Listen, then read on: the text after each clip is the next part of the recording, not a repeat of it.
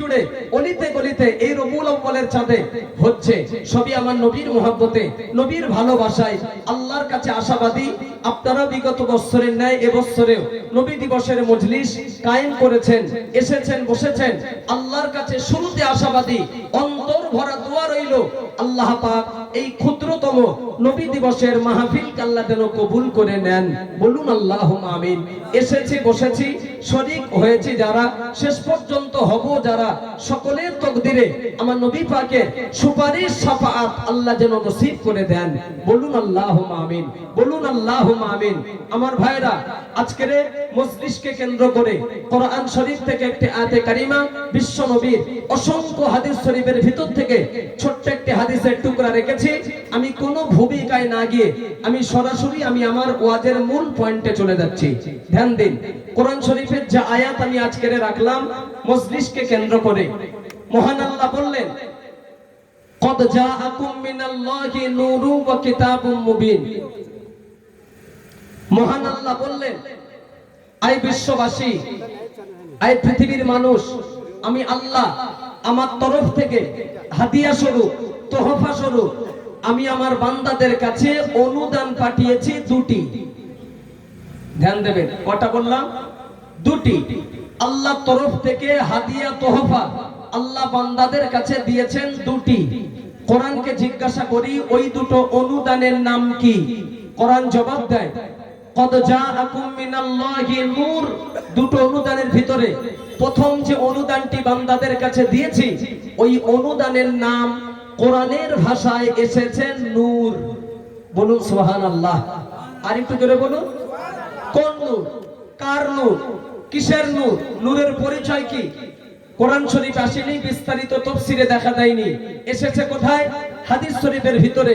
নূর সম্পর্কে যারা গবেষক, গবেষণা যারা করেছেন, নূর সম্পর্কে যারা লেখক, নূরকে নিয়ে যারা লিখেছেন, নূর সম্পর্কে যারা গায়ক, নূরকে নিয়ে যারা গেয়েছেন, গায়ক গাইতে গাইতে, লেখক লিখতে লিখতে, গবেষক গবেষণা করতে করতে নূর প্রসঙ্গে সর্বশেষ এতটুকু শেষ পর্যন্ত গিয়ে তারা লিখতে বাধ্য হয়েছেন, এই নূরটা যদি হতে হয়, এই নূরটা অন্য কেউ নয়, এই নূরটা হলেন নূরে মুহাম্মাদি সাল্লাল্লাহু আলাইহি ওয়াসাল্লাম। বলুন সুবহানাল্লাহ। অর্থাৎ আমাদের নবী পাক সাল্লাল্লাহু আলাইহি ওয়াসাল্লাম। ভাই, নূর শব্দের অর্থ জ্যোতি। কি নাম বললাম? জ্যোতি, লাইট, আলো। আল্লাহ বললেন, বিশ্ববাসী, পৃথিবীতে অন্ধকার রাস্তায় চলতে গিয়ে বিপদ ও মুসিবতে যাতে না পড়ো, পৃথিবীতে অন্ধকার রাস্তায় চলতে গিয়ে সমস্যার সম্মুখীন যাতে না হতে হয়, যার কারণে পৃথিবীতে আমি আমার বান্দাদের সামনে লাইট, আলো ফিট করে দিয়েছি একটা। সুবহানাল্লাহ, জোরে বলবেন না? আল্লাহ বললেন, বিশ্ববাসী, আগে কথাটা বুঝুন, আল্লাহর তরফ থেকে হাদিয়া, তোহফা আল্লাহ বান্দাদের কাছে দিয়েছেন দুটি। প্রথম অনুদান নিয়ে আমি আলোচনা করছি। প্রথম অনুদান কি? নূর, জ্যোতি, লাইট, আলো। আল্লাহ বললেন, বিশ্ববাসী, ওই লাইটটা জীবনে তোমরা ফলো করে চলো, লাইটটা আগে রাখো, তোমরা পিছনে থাকো। রাস্তায় কোথায় উঁচু, কোথায় নিচু, কোথায় গাড্ডা, কোথায় বাম্পার, কোনটা বেটি, কোনটা খালা, কোনটা ভাই, কোনটা বোন, এটা যাতে তোমাদের চিনতে সুবিধা হয়, অসুবিধা যাতে না হয়, যার কারণে পৃথিবীতে আমি আমার বান্দাদের সামনে লাইট, আলো ফিট করে দিয়েছি একটা। আর একটু জোরে বলবেন না? আচ্ছা বলেন, নূর শব্দের অর্থ যদি জ্যোতি, লাইট বা আলো হয়ে থাকে, এই যে লাইট গুলো আমাদের সামনে জ্বলছে, আচ্ছা অন্ধকার রাস্তায় চলতে গিয়ে এই লাইট গুলো যদি আমাদের জীবনের সাথী বানাই, সঙ্গী বানাই, আর এই লাইট গুলো যদি আগে রাখি আর আমরা যদি পিছনে থাকি, ও বাবু, রাস্তায় সম্মুখে কোথায় কি আছে আমি দেখতে পাবো না জি? হ্যাঁ দেবেন তো? পাবো না জি? পাবো। তাহলে রাস্তায় কোথায় কি আছে, লাইট যদি আগে থাকে, আমি যদি পিছনে থাকে, দেখতে পাবো। অ্যাক্সিডেন্ট হবে? ধাক্কা না, কাউকে চিনতে সমস্যা হবে না। আল্লাহ বলেছেন, জগতে দুটো অনুদান আমি দিয়েছি। প্রথম অনুদান নূর, মানে জ্যোতি, লাইট, আলো। আল্লাহ বলেছেন, ওই লাইটটা জীবনে তোমরা ব্যবহার করে তোমরা চলো। লাইট আগে থাকবে, তোমরা পিছনে থাকবে। অ্যাক্সিডেন্ট হবে না, পথভ্রষ্ট হবে না, কাউকে চিনতেও সমস্যা হবে না। ইহকাল কামিয়াবি, পরকালও কামিয়াবি। বলুন, এতক্ষণ লাইট সম্পর্কে বললাম, আলোচনা রাখলাম, যা বুঝেছেন রেজাল্টটা আপনারা আগে আমাকে দেন। এই লাইটটাকে, এই লাইটটা কে? নূর শব্দের অর্থ তো জ্যোতি, লাইট আমি বললাম, তাহলে লাইটটা কে? এবারে পরিচয় দেন। বাহ, সুবহানাল্লাহ, জোরে বলুন, আরেকটু জোরে বলুন। বলছে লাইটটা হলেন আমাদের নবী পাক সাল্লাল্লাহু আলাইহি ওয়াসাল্লাম। কথা ঠিক কিনা? হ্যাঁ ঠিক। ও জওয়ানেরা, যুবকেরা, ও আমার মুরব্বি বাবাজিরা, মায়েরা, বোনেরা, ঠান্ডা মাথায় শুনুন। আল্লাহর নবীর বিবি আমাদের আম্মা জান হযরত আয়েশা সিদ্দিকা রাদিয়াল্লাহু তাআলা আনহার তুলনায় রাসূলুল্লাহকে আমরা আরো কারা বেশি চিনি? পেরেছেন কি না? আরে আম্মা জান আয়েশার তুলনায় নবী কি আমরা বেশি চিনতে পেরেছি কি? কথা বলে না। না, চিনতেই যদি হয় স্বামী কি, এটা তো বিবিরা জানবে। কথা ঠিক কিনা?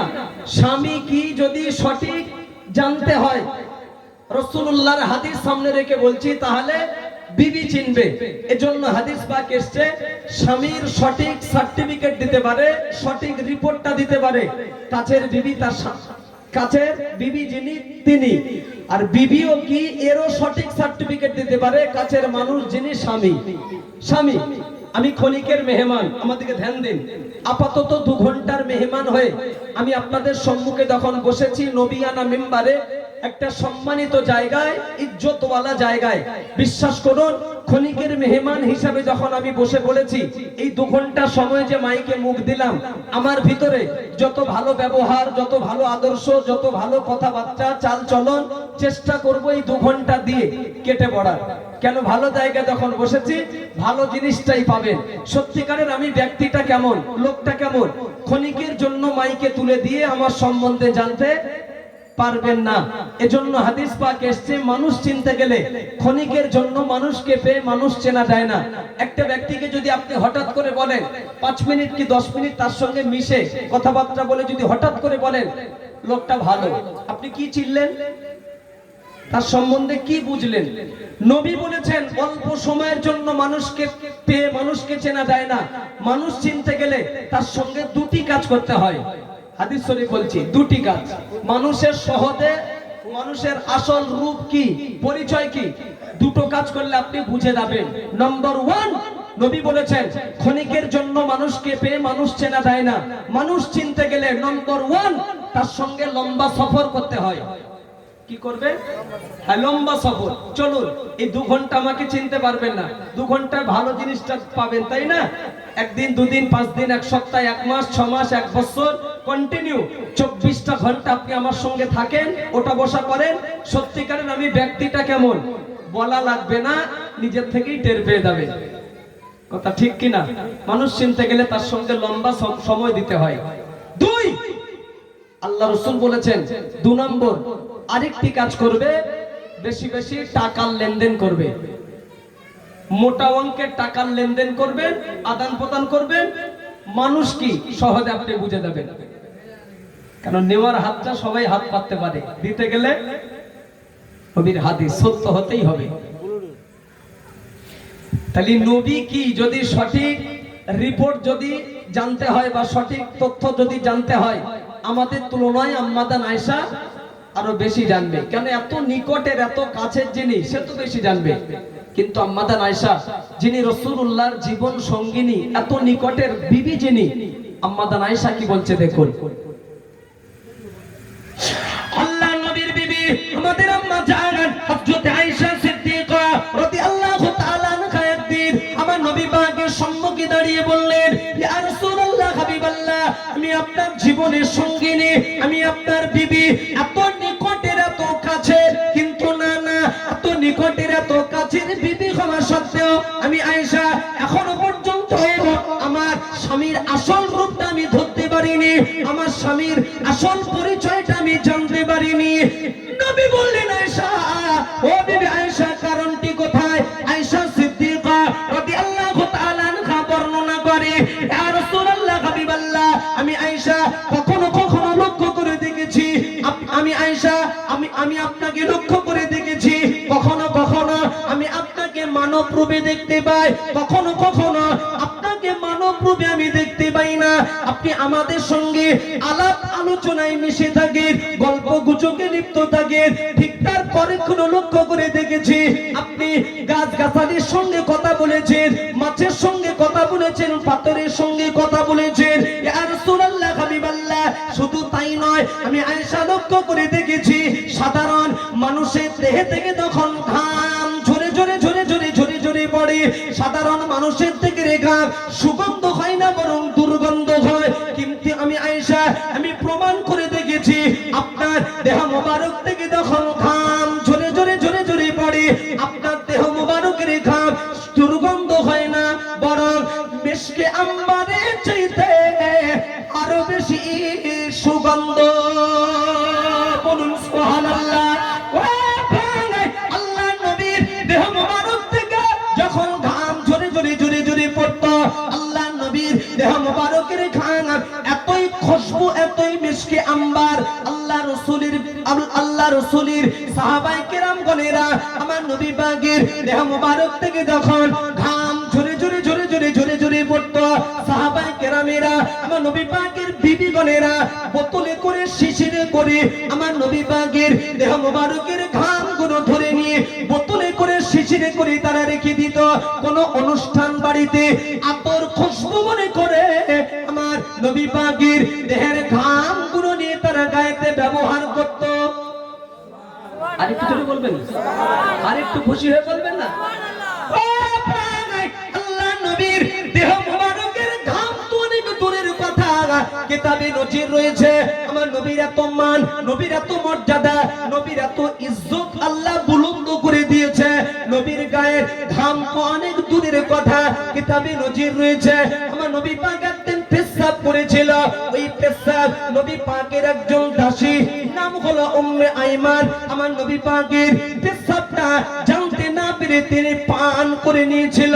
আল্লাহ নবী পরে জানতে পেরে বলেছেন, ও উম্মে আইমান, আমি নবী আমার পেশাব যে তুমি পান করে নিয়েছো পানি মনে করে, আমি নবী পাক বলছি পৃথিবীতে যতদিন হায়াতে বেঁচে থাকবে আল্লাহ পাক কোনদিন তোমার পেটের রোগ আল্লাহ দেবে না। বলুন সুবহানাল্লাহ। ও মানুষের পেশাব যদি আরেকটা মানুষ পান করে নেয়, আমি তথ্য দিয়ে বলে যাচ্ছি ডাক্তারি মত বিজ্ঞানী মত ক্যান্সার অনিবার্য, কিন্তু মানুষের পেশাব যদি আরেকটা মানুষ পান করে নেয় ক্যান্সার অনিবার্য বলেছি। কিন্তু নবী পাকের পেশাব একজন দাসী পান করে নিয়েছিল, নবী জানতে পেরে বলেছিলেন ক্যান্সার হওয়া তো দূরের কথা, তোমার পেটে যে নবীর পেশাব প্রবেশ করেছে এর বিনিময়ে আল্লাহ তোমার পেটেতে কোনোদিন কঠিন রোগ আল্লাহ দেবে না। বলুন সুবহানাল্লাহ। ও বাবাজি, আল্লাহ নবীর বিবির আসল প্রশ্নে ফিরে আসছি। ইয়া রাসূলুল্লাহ, হাবিবাল্লাহ, আমি আপনার জীবনের সঙ্গিনী, আমি আপনার এত নিকটের এত কাছের বিবি, কিন্তু এখনো পর্যন্ত আমার স্বামীর আসল রূপটা পরিচয়টা আমি জানতে পারিনি, ধরতে পারিনি। নবী বললেন আয়েশা কারণ, আয়েশা কারণগুলো তুলে ধরছে। ইয়া রাসূলুল্লাহ, সাধারণ মানুষের থেকে ঘাম, আপনার দেহের ঘাম আসমান জমিন পার্থক্য। শুধু তাই নয়, কখনো কখনো আপনাকে মানব রূপে দেখতে পাই, আবার কখনো কখনো আপনাকে মানব রূপে আমি দেখতে পাই না। ইয়া রাসূলুল্লাহ, হাবিবাল্লাহ, আপনি আমাদের সঙ্গে আলাপ আলোচনায় মিশে থাকেন, পরে গাছগাছালির সঙ্গে কথা বলেছেন, পাথরের সঙ্গে কথা বলেছেন, মাছের সঙ্গে কথা বলেছেন। তাই আমি আপনার বিবি আয়েশা এত নিকটের ব্যক্তি হয়ে আমি আপনার কাছে জানতে চাচ্ছি হুজুর আসলে আপনার রূপটা কি? ইতিহাসের কথায় নজির আছে ভাই, নবী গাছের সঙ্গে মাছের সঙ্গে পাথরের সঙ্গে কথা বলেছেন, ইতিহাসে তার ভুরি ভুরি নজির রয়েছে। হ্যাঁ, নবী যাচ্ছেন, গাছ সালাম দিয়েছেন, নবী জবাব দিয়েছেন। বিশ্বাস করুন, রাসূল রাস্তা দিয়ে যাচ্ছেন, নবী সালাম দিয়েছেন, পশুরা জবাব দিয়েছেন, ভুরি ভুরি নজির রয়েছে। তো আম্মাদান আয়েশা জিজ্ঞাসা এটা, ইয়া রাসূলুল্লাহ, যে ব্যক্তিটা মানুষের সঙ্গে মিশে থাকেন, পরে গাছগাছালির সঙ্গে কথা বলেন, যাকে মানব রূপে পাই, কিছুক্ষণের মধ্যে মানব রূপে দেখতে পাই না, যার দেহের ঘাম সাধারণ মানুষের দেহের ঘাম আসমান জমিন ব্যবধান, নিশ্চিত আমি আয়েশা, আমার বিশ্বাস আপনার ভিতরের আলাদা একটা রূপ আছে। সেই রূপটা কি, পরিচয়টা কি হুজুর একটু জানাবেন? এত নিকটের এত কাছের বিবি হয়ে নবী কি, আম্মাদান আয়েশার যদি জানার ইচ্ছা হয় যে স্বামী কি, প্রশ্ন করে বিবি জানবেন। এবং উম্মাত হিসাবে নবী দিবসের মজলিস আপনারা দিয়েছেন, এসেছেন, বসেছেন। আমাদের মনটা কি চায় না উম্মাত হিসাবে যে নবী কি, আসল নবীর পরিচয়টা নিয়ে আজকের বাড়িতে যাব? মন চাচ্ছে না চায় না? চাচ্ছে। পরিচয়টা নেন, নবী কি। তো নবী বললেন, আয়েশা যাও, আমি নবী বলছি আমি কি, যদি পরিচয় নেওয়া লাগে। আমাদেরকে ধ্যান রাখতে হবে, মনে কথা বলো না। আমি নবী কি যদি পরিচয় নেওয়া লাগে, আমি নবী বলছি যাও একটা ওয়ান্না আনো, রুমাল। তো আম্মাদান আয়েশা একটা রুমাল ওয়ান্না এনেছেন। আল্লাহ রাসূল ওয়ান্না মোবারকের দুই মাথায় শক্ত করে নবী ধরলেন। আমাদেরকে ধ্যান দেবে, শক্ত করে নবী ধরেছেন। ধরে আস্তে আস্তে রুমাল মোবারকটা নিয়ে নবী নিজের পেটেতে ঠেকিয়েছেন রুমাল। আম্মাদান আয়েশাকে নবী বলছেন, আয়েশা আমি নবী কি পরিচয় যদি নেওয়া লাগে পিছনে এসো। তো আম্মাদান আয়েশা পিছনে আসলেন। আল্লাহ রাসূল বললেন, আয়েশা আমি রুমালটা ঠেকালাম আমার পেটে, তুমি পিছন দিক দিয়ে শক্ত করে ওই রুমালটা দুদিকে ধরো। পেটে ঠেকানো, পিছন দিক থেকে ধরতে বললেন। আম্মাদান আয়েশা ধরেছেন। রাসূল বললেন, আয়েশা রুমালের দুদিকে শক্ত করে ধরে আমি নবী বলছি পিছনে এবার টানো। আচ্ছা এই মুহূর্তে মজলিস থেকে যদি আমি কাউকে যদি বলি আমার রুমালটা আমি খুলবো, আমার পেটেতে ঠেকালাম, কেউ একজন আমার পিছনে এসে দুদিকে ধরে শক্ত করে যদি আমি টানতে বলি আমার পিছনে, নয় রুমাল ছিঁড়বে নয় আমি পড়বো।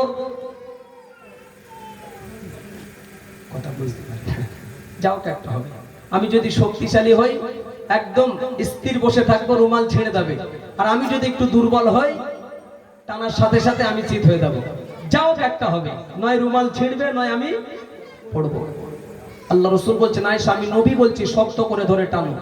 নবীর পরিচয় দিচ্ছে বিবির কাছে। আল্লাহ নবীর বিবি আমাদের আম্মা জান হযরত আয়েশা সিদ্দিকা রাদিয়াল্লাহু তাআলা আনহা, আমার নবী পাকের পেটেতে রুমালটা ঠেকানো। আম্মা জান আয়েশা আমার নবী পাকের পিছনে দাঁড়িয়ে ওই রুমালে দু মাথায় শক্ত করে ধরে আমার নবী পাকের পিছনে দাঁড়িয়ে টানতে লাগলেন। টানতে টানতে আম্মা জান আয়েশা লক্ষ্য করে দেখছেন, না না আমার নবী পাকের পেট কেটে কেটে কেটে কেটে কেটে কেটে ওই রুমালটা পিছন থেকে বার হয়ে গেল। বলুন সুবহানাল্লাহ। আম্মা জান আয়েশা লক্ষ্য করে দেখছেন আমার নবী পাক দাঁড়িয়ে আছেন, অথচ নবীর পেটের ভিতর থেকে রুমালটা পিছনে চলে গেল। অথচ এক ফোঁটা কাটার দাগ আমি দেখতে পেলাম না, কিঞ্চিত পরিমাণ রক্ত জমিনে গড়িয়ে পড়লো না, অথচ রুমালটা পেটের ভিতর থেকে পিছনে এসে হাজির হয়ে গেল।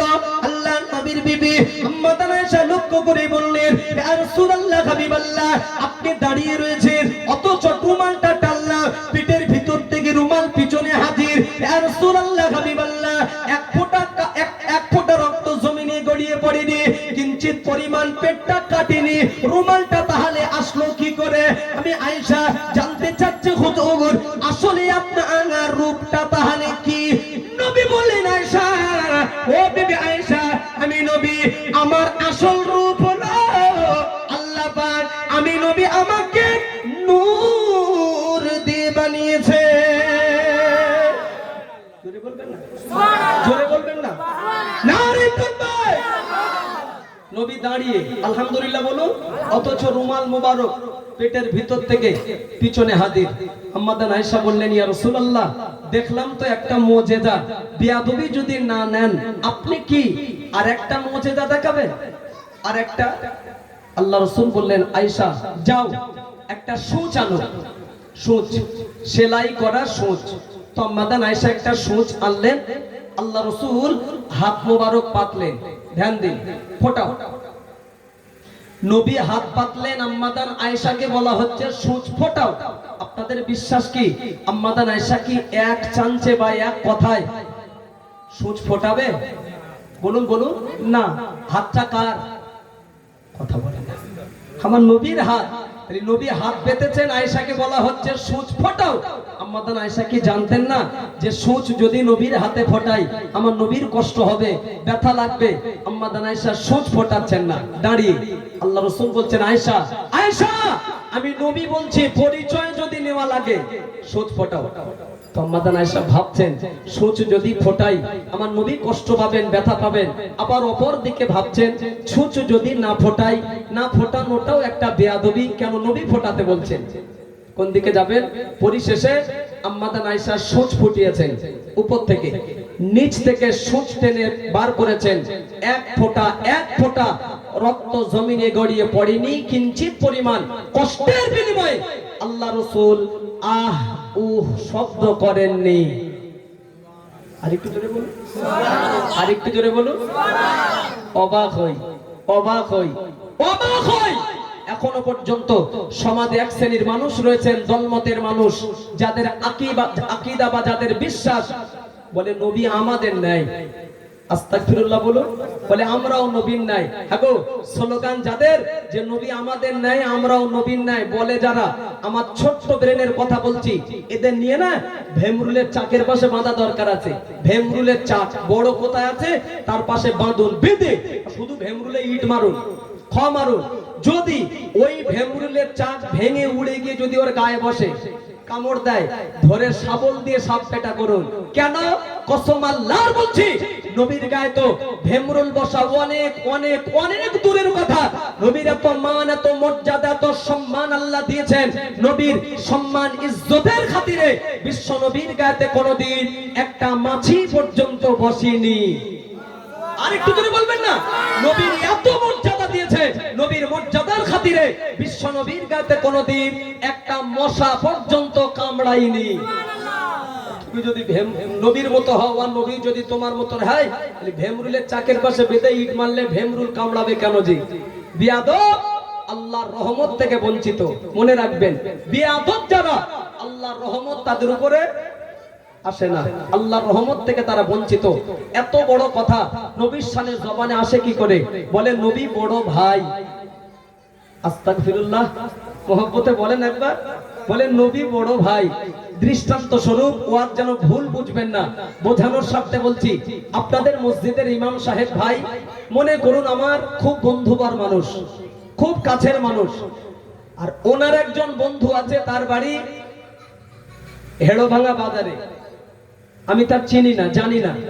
বন্ধু আপনাদের ইমাম সাহেব আমার খুব ঘনিষ্ঠ বন্ধু, আর ওনার একজন ব্যক্তিগত পার্সোনাল বন্ধু আছে, তার বাড়ি হেড়োভাঙা বাজারে। আচ্ছা, ওনার সেই বন্ধুটা তাহলে আমার কে হবে? জি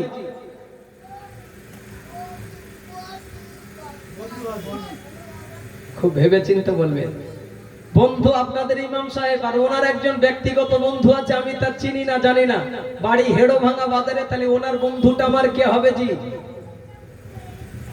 বাবু এত টেনশন করে, বন্ধুর বন্ধু মানে সুমন্দি হবে নাকি? বন্ধুই হবে তো, হ্যাঁ বন্ধুই হবে। উত্তর ঠিক আছে তো? আলহামদুলিল্লাহ, একদম সঠিক উত্তর। ইমাম সাহেব বন্ধু, আমি তার না চিনলে না জানলেও ওনার খাতিরে উনি আমার বন্ধু। উত্তর ঠিক। মনে রাখুন, রাসূলুল্লাহর উপাধি হলো হাবিবুল্লাহ। কি বললাম? হাবিবুল্লাহ, হাবিবুল্লাহ। নবীর উপাধি বলেছে হাবিবুল্লাহ, মানে আল্লাহর বন্ধু, আল্লাহর দোস্ত। নবী আল্লাহর দোস্ত, আল্লাহ নবীর দোস্ত। নবী আল্লাহর বন্ধু, আল্লাহ নবীর বন্ধু। তাহলে নবী যদি আমাদের বড় ভাই হয়, আল্লাহ আমাদের কে হবে?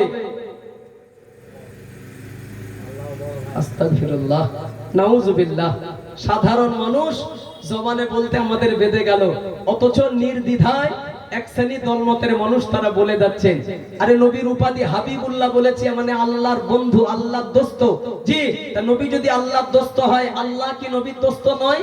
নবী যদি আল্লাহর বন্ধু হয়, আল্লাহ কি নবীর বন্ধু নয়? তাহলে নবী যদি আমাদের বড় ভাই হয়, আল্লাহ আমাদের কে হবে? ইস, আল্লাহ সকলকে সুমতি দিন, সঠিক বুঝ দিন, নবীকে নিয়ে সঠিক ধারণা অন্তরে গড়ার তৌফিক দিন। বলুন আল্লাহুম্মা আমিন। জানেন আজকের নবী দিবসের মজলিস আপনারা কায়েম করেছেন, এসেছেন, বসেছেন সমাজের মাটিতে। এই নবী দিবসের মাহফিলকে নিয়ে কত ফিতনা, কত দ্বন্দ্ব, কত দলমতের মানুষ সমাজের মাটিতে বলে নবী দিবস করা বেদাত। নাজায়েজ, হারাম, কোন কথা নেবেন, কোন পথে চলবেন বুঝে পাইনি আজই পর্যন্ত। শুকরিয়া আল্লাহর, এতদিন মাইকে ওয়াজ করে 17-18 বছর হয়ে গেল ওয়াজের জগতে, বুঝে পাইনি আজই পর্যন্ত যে নবী দিবস উপলক্ষেই সমাজের মাটিতে মাহফিল দিলে সেটি বেদাত হয় কেন, নাজায়েজ হয় কেন বলুন। এই যে মাইকে আমি মুখ দিলাম, এই মুহূর্তে যদি নবী পাকের জীবন আদর্শের উপরে হাত মেরে যে কোন একটা সাইড বেছে নিয়ে যদি আলোচনা শুরু করি, নবী পাকের বাল্য জীবন, নবুয়াতে জীবন, সাংসারিক জীবন, পারিবারিক জীবন, ইসলাম প্রচারের জীবন, যে কোনো একটা দিক বেছে নিয়ে যদি আলোচনা শুরু করি, সেটি আমাদের জন্য উপকার না অপকার বলুন, বলুন, ক্ষতি না লাভ? তাহলে বেদাত হলো কেন? আমরা গান বাজনা করছি, ঢোল তাবলা বাজাচ্ছি, আরে আমার নবীকে নিয়েই তো আলোচনা, কথা ঠিক কিনা? আমার নবীকে নিয়েই তো আলোচনা, তাহলে নাজায়েজ হবে কেন আর বেদাত হবে কেন? তারা একটা জবাব দেয়, শোনেন, তারা একটা জবাব দেয় যে নবীর জামানায় যেটা ছিল না সেটা যদি এই জামানায় হয় সেটা নাকি বেদাত। তাদের স্লোগান এটাই, নবী হায়াতে বেঁচে থাকা অবস্থায় নাকি এরকম নবী দিবস হয়নি, তাই 2025 এসে জয়রাম খালির মাটিতে নবী দিবস করেছেন, এটাই আমাদের অপরাধ, এটাই অপরাধ। অজনেরা, যুবকেরা ও আমার মুরব্বী বাবাজিরা, মায়েরা, বোনেরা, আল্লাহর কসম একবার, আল্লাহর কসম দুইবার, আল্লাহর কসম তিনবার, মনে রাখুন বর্তমানে আমাদের ঘরে যে 30 পারা কোরআন, এই কোরআনটা রাসূলুল্লাহ জামানায় ছিল না। চমকে গেল, আরে নবীর জামানায় কোরআন ছিল না মানে কি? নবীর উপরেই তো কোরআন নাজিল হয়েছে, কথা ঠিক কিনা? ভুলে যায়নি, আমি বলেছি নবীর জামানায় যে কোরআন ছিল, এই কোরআন আমাদের ঘরে যে কোরআন, এই কোরআন নবীর জামানায় ছিল না। তাহলে কোরআন ছিল বটে, তবে এই কোরআন ছিল না বিক্ষিপ্ত অবস্থায়, বিচ্ছিন্ন অবস্থায়। এই সাজানো গোছানো কোরআনটা রাসূলুল্লাহ জামানায় ছিল না। হ্যাঁ, কোরআন ছিল বটে, তবে বিচ্ছিন্ন অবস্থায় ছিল, বিক্ষিপ্ত অবস্থায়, হাড্ডির উপরে লেখা, পাথরের উপরে লেখা, চামড়ার উপরে লেখা। কোন সাহাবীর বাড়ি 2 আয়াত, কোন সাহাবীর বাড়ি 5 আয়াত, কোন গাছের গায়েতে 3 আয়াত, কোন হাড্ডির গায়েতে 10 আয়াত। কোরআন ছিল বিচ্ছিন্ন অবস্থায়, বিক্ষিপ্ত অবস্থায়। রাসূলুল্লাহর ইন্তেকালের পরে রাসূলুল্লাহর ইন্তেকালের পরে হযরত ওসমান রাদিয়াল্লাহু আনহু এই কোরআনটা একত্রিত করেছেন, সাজিয়েছেন, গুছিয়েছেন। 1 থেকে 30টা খণ্ড, 30টা পারা, এটা ঠিক করেছেন নবী পাকের সাহাবী হযরত ওসমান। ও ভাই, বিশ্বাস করুন, এই কোরআনটা যদি সাজানো গোছানো কোরআন যদি আমরা না পেতাম, সব সমস্যায় পড়ে যেতাম। 1 থেকে 30টা খণ্ড, 30টা পারা, 1, 2, 3, 4, 5 করে 30টা পারাতে ঠিক করেছে, এটি নবীর সাহাবী হযরত ওসমান রাদিয়াল্লাহু আনহু। তাহলে আমার বক্তব্য এটাই, নবীর জামানায় যদি নবী দিবস না হয়ে 25 সালে হয়ে যদি বিদআত হয়, ও ভাই, এই কোরআন তো নবীর জামানায় ছিল না। নবীর ইন্তেকালের পরে তৃতীয় সাহাবী হযরত ওসমান রাদিয়াল্লাহু আনহুর জামানায় কোরআনটা সাজিয়েছেন, গুছিয়েছেন। 1 থেকে 30টা খণ্ড, 30টা পারা ঠিক করেছেন ওসমান। তাহলে এই ওসমান রাদিয়াল্লাহু আনহুর জামানায় যদি কোরআনটা সাজানো গোছানো কোরআনটা মেনে নিয়ে তোমার ঘরে রেখে যদি তুমি পড়তে পারো, 2025 এসে ঈদ মিলাদুন নবী উদযাপন উপলক্ষে এই নবী দিবস মানতে এত আপত্তি কেন? কোরআন ছিল না, না। আল্লাহর কসম একবার, আল্লাহর কসম দুইবার, রবের নামের কসম 3 বার। মনে রাখুন বর্তমানে আমাদের ঘরে যে 30 পারা কোরআন, এই কোরআনটা রাসূলুল্লাহ জামানায় ছিল না। হ্যাঁ, কোরআন ছিল বটে, তবে কোরআনটা নেড়া নেড়া নেড়া নেড়া ছিল, কোন জবজ্জের পেশ কিছুই ছিল না। ও বাবাজি, নেড়া আরবি পড়া এতই কঠিন, সাধারণ মানুষের কথা দূরে সরিয়ে দেন।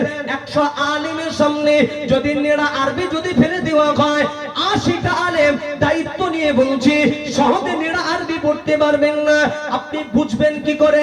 জবজ্জের পেশ কিছুই ছিল না, নেড়া আরবি নবীর জামানায় ছিল।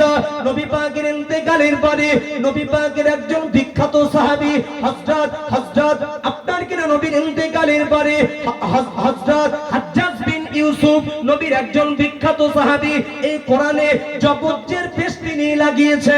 ও ভাই, এই জবজ্জের পেশ যদি কোরআনে না লাগাতো আমাদের জন্য পড়াটা কষ্টকর হয়ে যেত।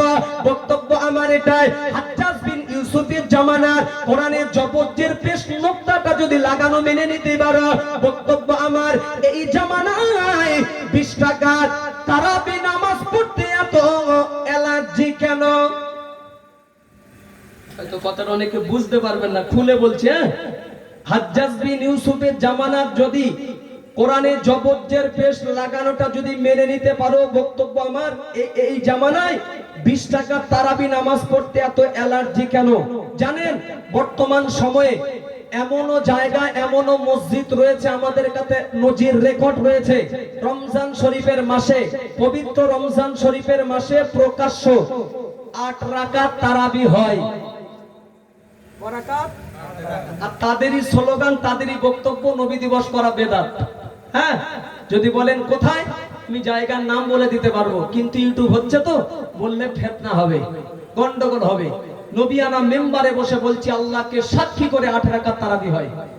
হ্যাঁ, অথচ হাদিস শরীফ স্পর্শ জলজল করছে, হযরত ওমর রাদিয়াল্লাহু আনহুর জামানায় তিনি 20 টাকা তারাবি নামাজ পড়েছেন এবং পড়ার জন্য নির্দেশ দিয়েছেন। হযরত হাজ্জাজ বিন ইউসুফের জামানাত যদি ওই কোরআনটা মেনে নিয়ে তোমার ঘরে যদি পড়তে পারো, ওমর রাদিয়াল্লাহু আনহু জামানায় তিনি 20 টাকা তারাবি নামাজ পড়েছেন, পড়ার নির্দেশও দিয়েছেন। ওনার সময়ের 20 টাকা তারাবিটা বোঝা বা ভারী হলো কেন? জি, তারা হলো আহলে হাদিস। দলটা বলে দেওয়া ভালো, কি নাম বললাম? হ্যাঁ, প্রকাশ্য 8 রাকাত তারাবি। আলহামদুলিল্লাহ, আমরা দরবারে ফুরফুরা, দরবারে সিলসিলার ফুরফুরা শরীফের অনুরক্ত ভক্ত। আমরা হানাফি মাযহাবের মানুষ। ইমামে আজম আবু হানিফা রাহমাতুল্লাহ আলাইহির মাসলাককে আমরা অনুসরণ করে চলি। আমরা 8 পড়ি না, আমরা কত? জোরে বলুন, কত পড়ি? 20। কমাবো না ইনশাআল্লাহ। বলুন ইনশাআল্লাহ কমাবো না। আমরা যে রশি আমরা ধরেছি মরণ পর্যন্ত, এই রশির উপরে আল্লাহ যেন আমাদের কায়েম রেখে দেন। বলুন আল্লাহুম্মা আমিন, বলুন আল্লাহুম্মা আমিন। তাহলে আমার বক্তব্য, ওমর রাদিয়াল্লাহু আনহুর জামানার 20 টাকা তারাবি ভালো ভারী হলো কেন? নবীর জামানায় এই কোরআন তো ছিল না।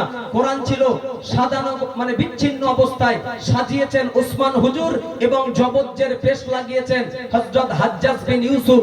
তাদের জামানার সব জিনিসটা মেনে নিতে পারছো, নবী দিবস মানতে এত আপত্তি কেন? তারা জবাব দেয় যে নবীর জামানায় যেটা ছিল না সেটাই জামানায় যদি হয় সেটা নাকি বেদাত। বেদাত, তাই তারা করে না।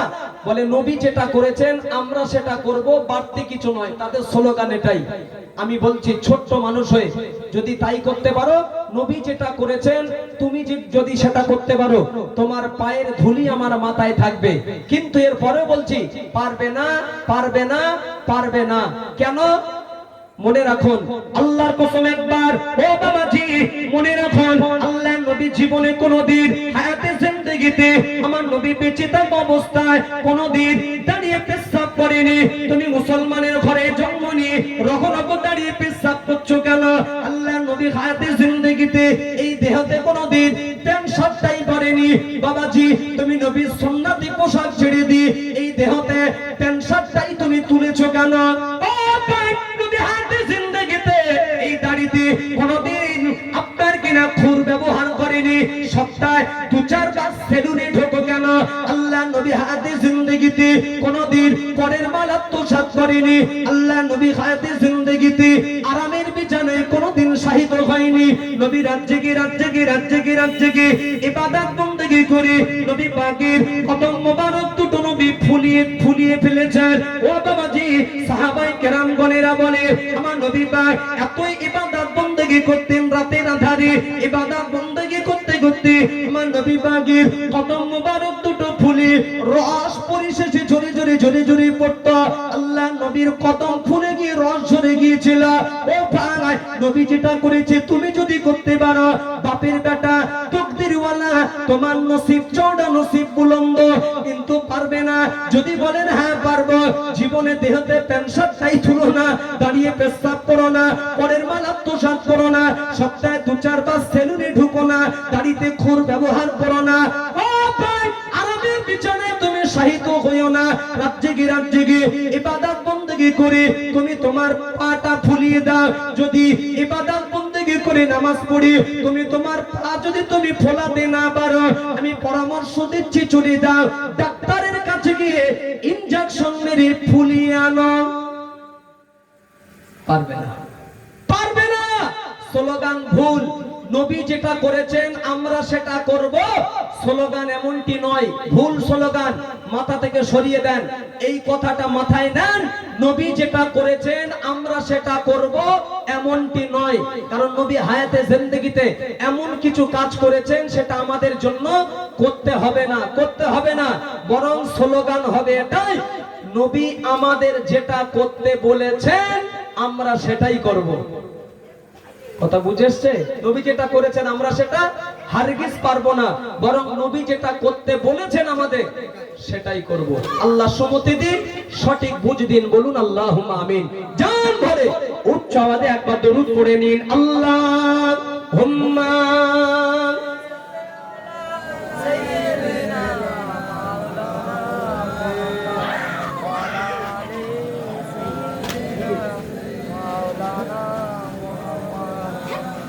আরেকবার দরুদ, আল্লাহুম্মা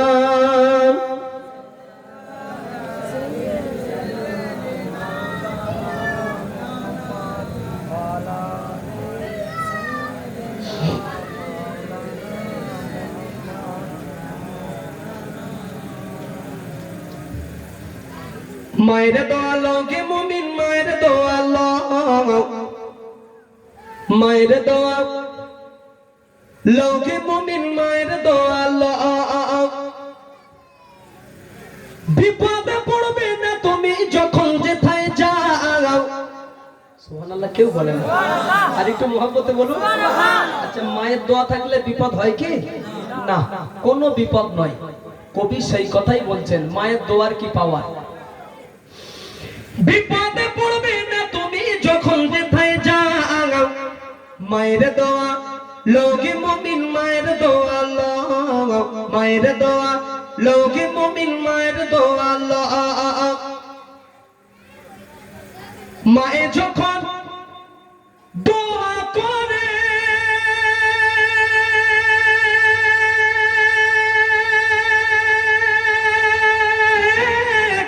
চলে যায় ওই আরশ পারে, সাথে সাথে কবুল হয় ফল দেখিতে পাও। জোরে বলবেন না, সাথে সাথে কবুল হয় ফল দেখিতে পাও। মায়ের দোয়া লৌকি মুমিন, মায়ের দোয়া মায়ের দোয়া লৌকি মুমিন, মায়ের দোয়া একটি গিলাস পানির ফলে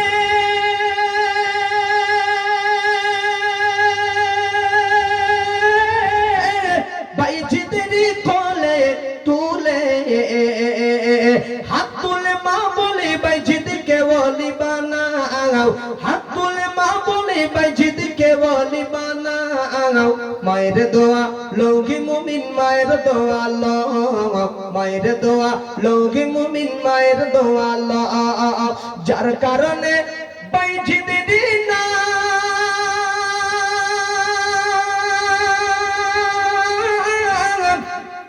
ছড়িয়েছে বিশ্ব ভুবন, ছোট্ট শিশু বাইজিদেরই মতো সবাই গাও, ছোট্ট শিশু বাইজিদেরই মতো সবাই গাও। মায়ের দোয়া লৌকি মুমিন, মায়ের দোয়া মায়ের দোয়া লৌকি মুমিন, মায়ের দোয়া নিজে নিজে মনে করো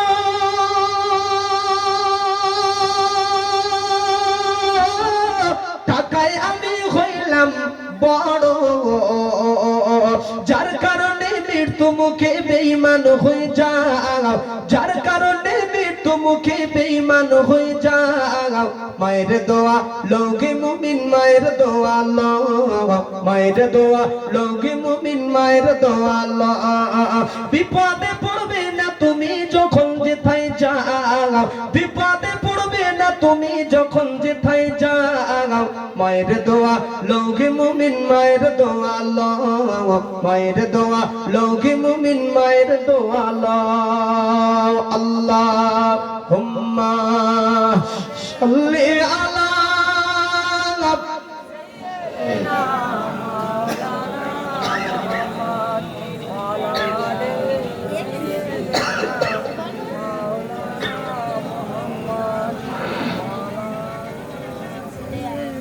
আল্লাহ, জ্বরের বড়ি খেয়ে উঠেছি, কাঁপছি, বিশ্বাস করুন। দুপুরে একটা জ্বরের বড়ি খেয়েছি, আবার ওটার আগেও একটা খেয়েছি। আমি এখান থেকে 12 দিন আগে ছিলাম মদিনাতুল মুনাওয়ারায়। আলহামদুলিল্লাহ বলুন। কদিন আগে বললাম? 12 দিন আগে মদিনা শরীফে। ঠিক তার একটা সপ্তাহ আগে ছিলাম মক্কা শরীফে, আল্লাহর কাবা ঘরে। আলহামদুলিল্লাহ। তো সেখানকার যা ওয়েদার, এই সময় যা গরমের তাপমাত্রা, আমি সেখানে ফোনে দেখেছিলাম অটোমেটিক 53-54 গরমের তাপমাত্রা। তাই আমাদের এলাকায় যদি 40-42 কি 45 হয়ে যায়, প্রচন্ড গরম হয় না? বলুন, ধৈর্যের বাইরে। 54 গরমের তাপমাত্রা মারে, খুব খাটো ভাববেন না। আরাফাতের ময়দানে যখন যাই, শোনেন, আরাফাতের ময়দান, যে আরাফাতের ময়দানটা রাসূল বলেছেন ওটাই হিসাবের মাঠ হবে, কিয়ামতের মাঠ হবে। তো আরাফাতের ময়দানে গেলাম, এত বড় মাঠ, হাজিদের জন্য ওই আরাফাতের ময়দানে হাজির দেওয়া একটা তারিখের জন্য ফরজ, মাস্ট যেতেই হবে। যদি না যায়, হজের আরকানের ভিতরে এটাও একটা হুকুম, আরাফাতের ময়দানে হাজির দেওয়া। তো আরাফাতের ময়দানে যখন যাই, যেটা কিয়ামতের মাঠ হবে, এত গরমের তাপমাত্রা, অজু করলাম, অজু, বিশ্বাস করুন মা বোনেরা, যে গরম মানে পানি ফোটানোর পরে টকবক করে যেমন গরম পানি ফোটে, সেম পানি নিয়ে অজু করতে হতো। গোসল ওই পানি, মানে গরমের তাপই ওই রকম হয়ে যেত, অটোমেটিক গরম। তো আসার পর ওখানকার যা গরম, ফেরার পরে আমাদের এলাকার যা ওয়েদার বা যে গরম, বিশ্বাস করুন মানানসই করতে প্রত্যেকটি হাজি সাহেবের জন্য একটু সময় লেগে যায়। আর বাড়িতে ফেরার পর একটা নাইটের জন্য বাড়িতে থাকার সুযোগ এখনো হয়নি। সব দাওয়াত সাজিয়ে চলে গিয়েছিলাম।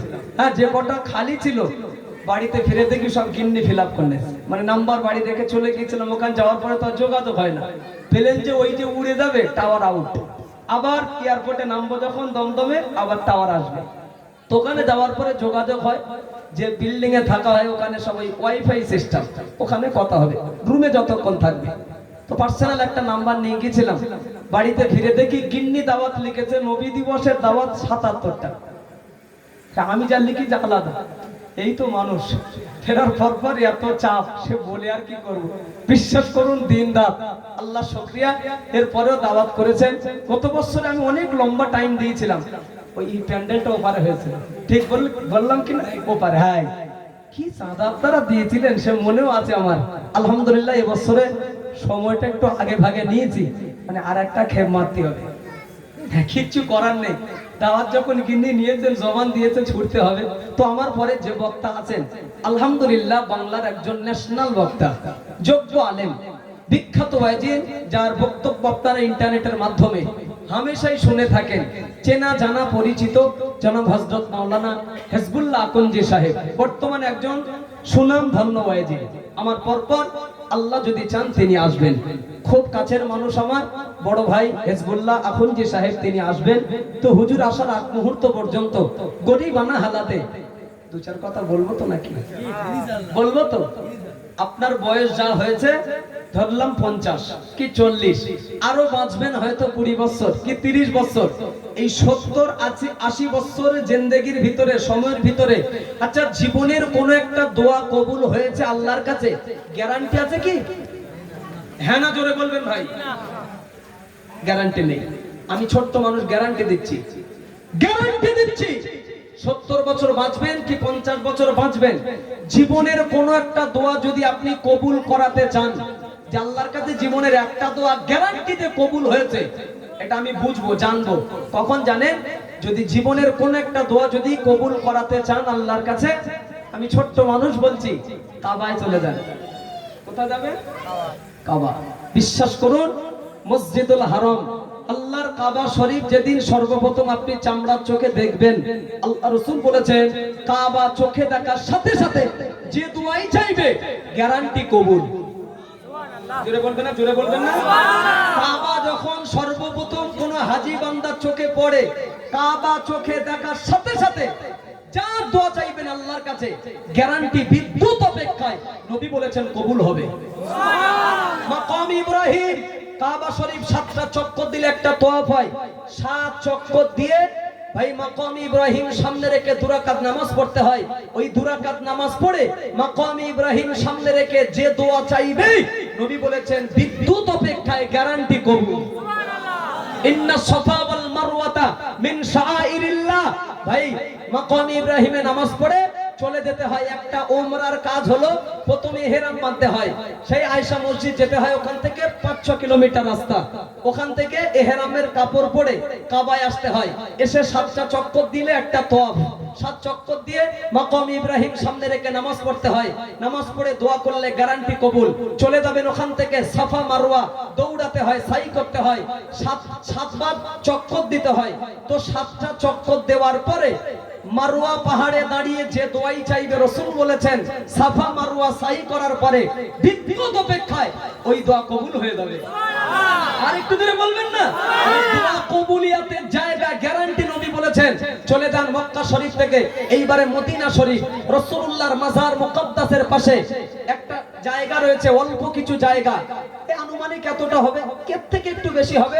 এটাই হলো রিয়াজুল জান্নাত, জান্নাতের একটি টুকরা। নবী বলেছেন কেউ যদি রিয়াজুল জান্নাতে 2 রাকাত নামাজ পড়তে পারে সেটা না জান্নাতে নামাজ পড়া সেজদা করার সুযোগ পেয়ে গেল।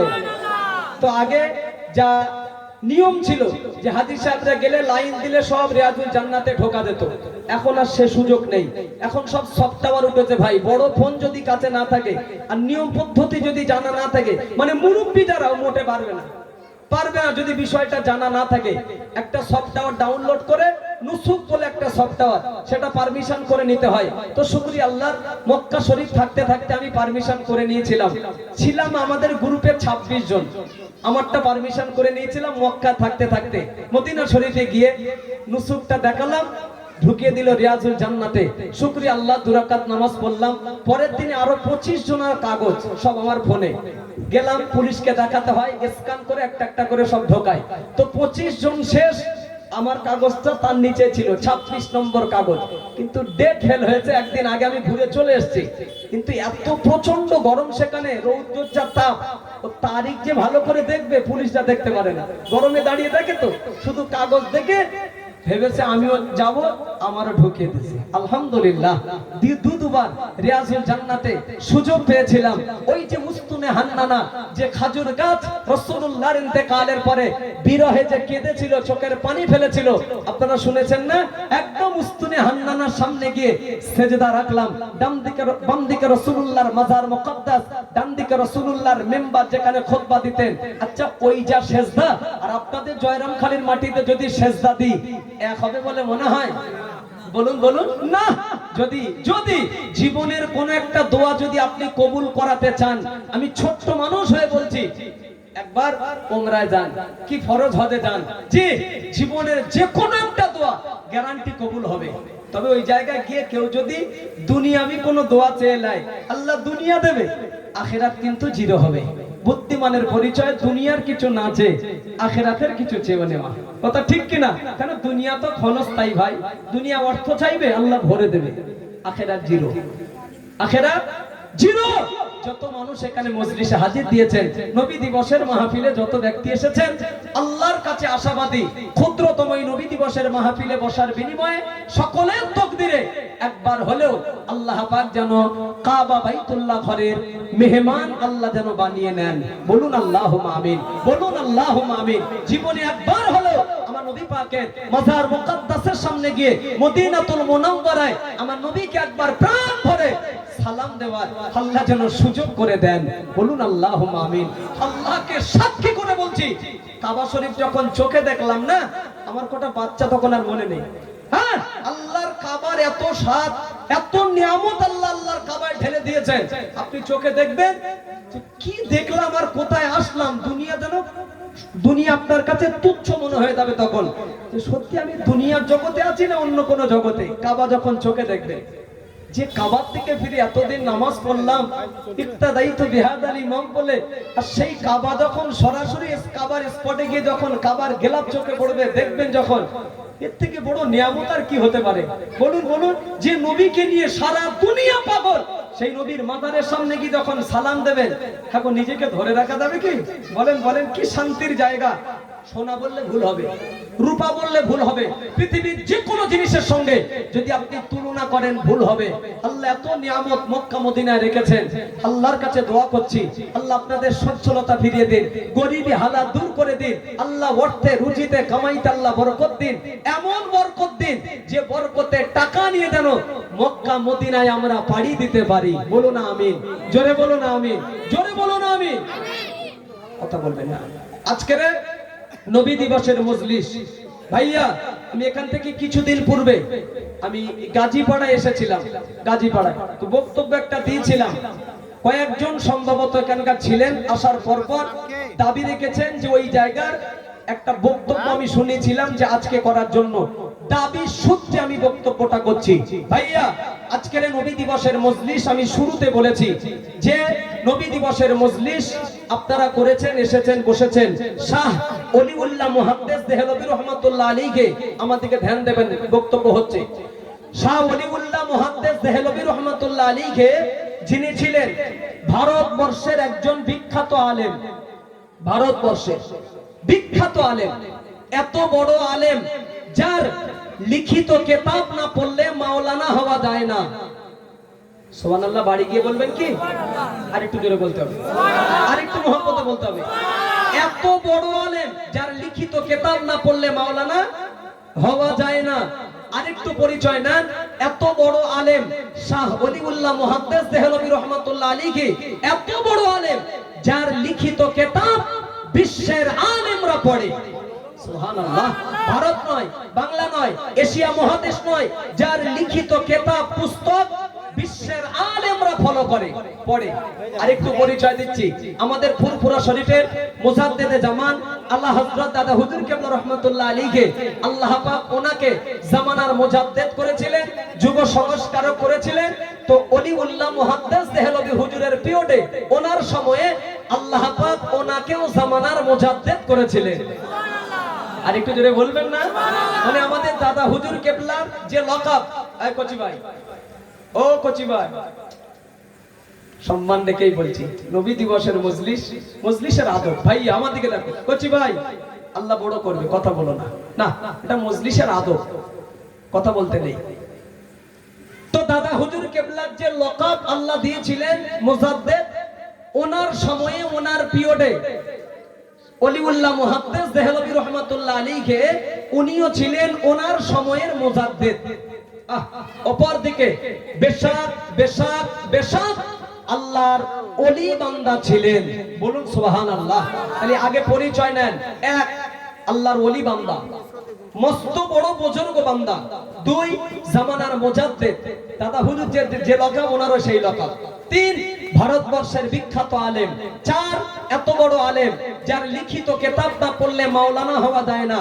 পাঁচ, এত বড় আলেম যার লিখিত কিতাব বিশ্বের আলেমরা পড়ে।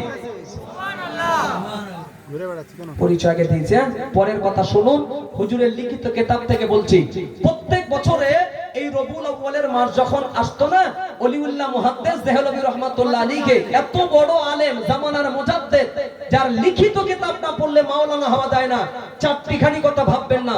প্রত্যেক বছরে এই রবিউল আউয়ালের মাস যখন আসতো, উনি ওনার বাড়িতে নবী পাকের সামনে নবী দিবসের মাহফিল তিনি কায়েম করতেন। সুবহানাল্লাহ।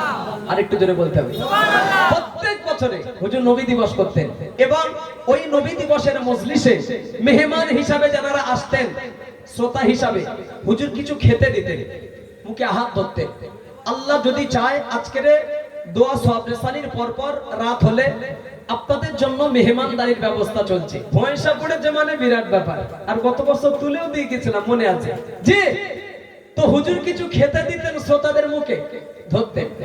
কিতাব এসেছে কোন এক বছরে ওলিউল্লাহ মুহাদ্দিস দেহলভী হুজুর নবী দিবস করেছেন, কিন্তু একটু অসুবিধার কারণে, সমস্যার কারণে ওই বছরে শ্রোতাদের জন্য কোনো তাবাররুকের ব্যবস্থা করতে পারেনি। না, একটা মানুষের হাতে কাটি পয়সা সব সময় এক থাকে না, একটু কম বেশি হয় বলে ভাইয়া, হয় না? সুবিধা অসুবিধা ঢিলা হয়। তো হুজুরের বাংলা কথা, পকেট খালি, সময় খারাপ, খেতে দিতে পারবে না। না, মনটা খুব খারাপ, খুব কষ্ট পাচ্ছে। আল্লাহ, আয়োজিত মাহফিল আমার নবীর জন্য, নবী দিবসের মজলিস, আসবেন জানার আমার বাড়িতে, আমার মেহমান, আমি বাড়িওয়ালা মেজবান। আল্লাহ, মেহমানদের মুখে দুটো আহার দিতে পারবো না? আল্লাহ, দুটো খেতে দিতে পারবো না? টাকা না, পয়সা না, কোনো সম্পদ নয়, দুটো খাওয়া দিতে পারবো না? খুব টেনশন, খুব চিন্তিত অবস্থায়, যেদিনেই হুজুরের বাড়ি নবী দিবস, ব্রেন খুব চাপ, চিন্তিত অবস্থায় অলিউল্লাহ মুহাদ্দিস দেহলভী রহমাতুল্লাহ আলাইহি বাড়ির ভিতরে গেলেন। তালাশ করছে, খুঁজছে যে যদি শ্রোতাদের মুখে যদি কিছু ধরা দেয়, সন্ধান করছে। খুঁজতে খুঁজতে আল্লাহর হুকুম, অলিউল্লাহ মুহাদ্দিস দেহলভী রহমাতুল্লাহ আলাইহি বাড়ির ভিতরে কিছু ছোলা পেলেন। ছোলা, আমাদেরকে ধ্যান দেবেন কিন্তু, কাঁচা ছোলা বাড়িতে মিলেছে। ব্যাস, সাথে সাথেই নিয়াত করে নিলেন, পানিতে ভিজিয়ে দিয়েছেন, নিয়াত করে নিলেন এই পানিতে এই কাঁচা ছোলা ভিজিয়ে দিলাম। এই ছোলা ভিজে গেলে, গভীর রাত হলে, দোয়া সবরেসানি শেষ হয়ে গেলে, এই ভিজানো ছোলাটা অল্প অল্প নিয়ে যত শ্রোতা থাকবে তাবাররুক মনে করে আমি বিতরণ করে দেবো। জোরে বলুন, জোরে বলুন, জোরে বলুন।